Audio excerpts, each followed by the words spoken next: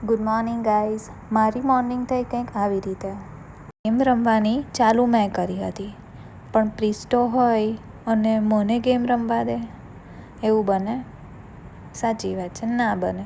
તો એ ભાઈએ લઈ લીધું મારા હાથમાંથી લેપટોપ અને એ ભાઈ રમવા બેસી ગયા અને એના રમકડા મને આપી દીધા રમવા માટે. અને મને આજે હોમવર્ક મળ્યું હતું આ બધાના નામ યાદ કરવાના. કોના કોના ઘરમાં છે આવી નોટ કમેન્ટ કરી દેજો. પછી મેં કરી લીધો ચા નાસ્તો અને આજે મારો વારો હતો પ્રિસ્ટોને ભણાવવાનો, એટલે મેં એને બેસાડી દીધો હોમવર્ક કરવા માટે. એક ટાઈમ આપણો પણ હતો જ્યારે આપણે પણ આવી રીતે હોમવર્ક કરતા હતા અને મને મારા દિવસો યાદ આવી ગયા. અને આ પેશન્સ લેવલ અરે રે, હું રાહ જોઈને બેઠી હતી કે ક્યારે એ લખે. એક ટાઈમ મને એવું પણ થઈ ગયું કે બેટા તું રહેવા દે, હું લખી કાઢું છું.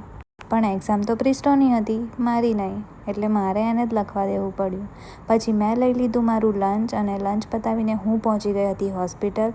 હોસ્પિટલથી ઘરે આવીને મેં લઈ લીધું મારું ડિનર અને રાત્રે હું નીકળી ગઈ હતી ફરવા માટે.